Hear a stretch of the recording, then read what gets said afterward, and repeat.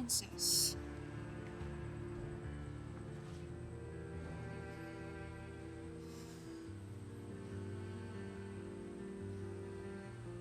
Will you forgive me?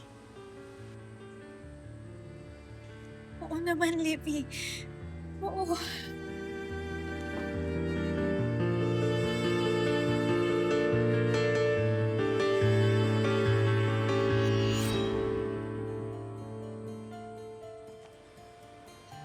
Wala rin naman ng point na away pa ako ng mga away.